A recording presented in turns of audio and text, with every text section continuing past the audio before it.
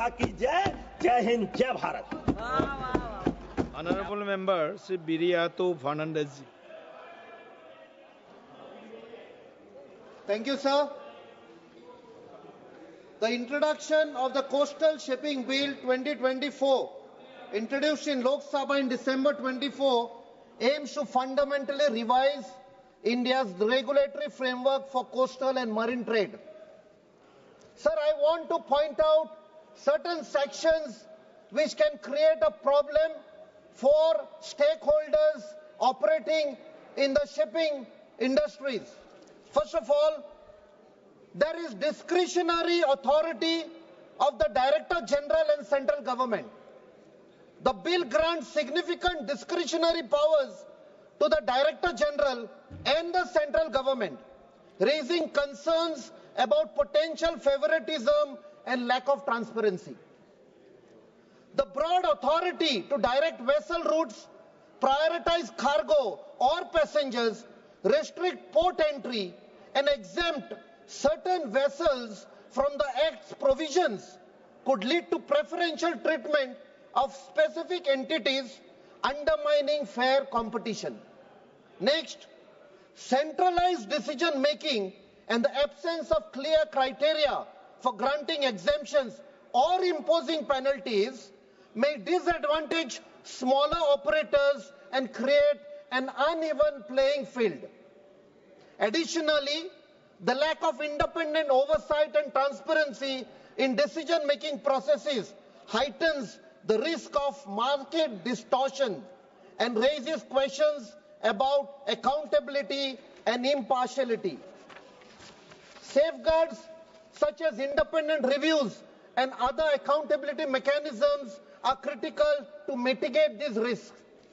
Sir, there is a document that is minimum safe manning document. This is a certificate issued by the registrar of the ship, certifying the ranks and qualification required to work on a particular ship. It has been observed that inland vessel seafarers are eligible to sail on Indian coastal ships and river sea vessels. But in many cases, the documentation, training and certification that is required to comply with this is not easy to get. It is very difficult, sir. Hence, the owners and the recruitment agencies of the coastal ships find it difficult to get such inland vessel crew. The registrar should be aware of the ground situation about the crew training. Sir, there is also a certificate called Certificate of Equivalence. All the Indian officers and engineers who get their competency license from foreign countries, which are white flag nations like England, Singapore, New Zealand, etc., as per International Maritime Organization, IMO, should be given an opportunity to work on Indian coastal ships. It has been observed that there is a shortage of highly trained officers and engineers to work on ships like coastal tankers. So Indian nationals who have taken competency certificates from white flag nations can be employed on these vessels. Presently, rules and regulations are in place, but it has been reported that a lot of difficulties are faced by the owners. And it has been reported that authorized recruiting agencies are finding it difficult to get the certificate of equivalence in MMD. That is Mercantile Marine Department.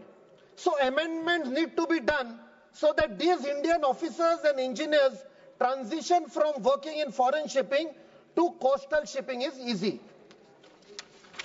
Coastal shipping will get a lot of benefits from the experience and highly skilled training of these seafarers. So there is a clause 3. This clause prohibits the engagement of vessels other than Indian vessels in coasting trade in the coastal waters unless the license for the same has been granted by the Director General of Shipping.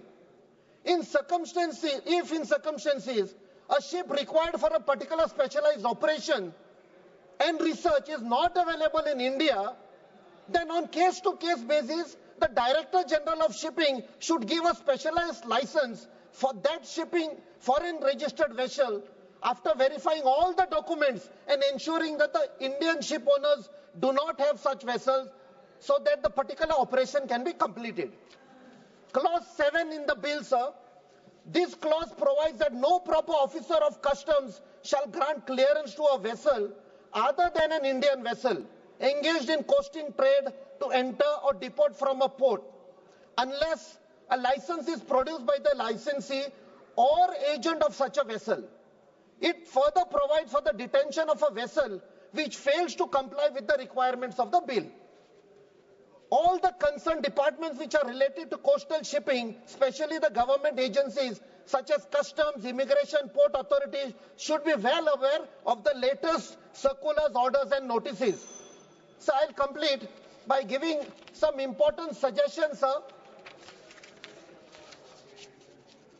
So Indian shipbuilders should be encouraged to install machinery and equipment on the board the coastal ship which are far as possible are made in India, and Indian MSCs should be involved in the ship design.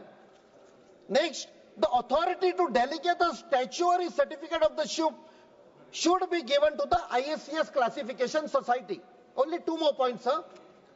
Fuel subsidy to be given for coastal vessels. Furthermore, government should support infrastructure for hybrid vessels like battery stations at reduced tariffs and port. When the coastal vessels comes alongside a port, shore power should be made easily available to all the ships. This will reduce the carbon footprints and also enable the ship staff to carry out equipment maintenance. Presently, not many Indian ports have the facility of giving shore power to the ships. Last, collateral free loans for construction of coastal vessels, with the vessel itself being the collateral with an affiliation to the government, and same to be mentioned in the registry certificate. K. Francis Thank you, sir. Darji. K.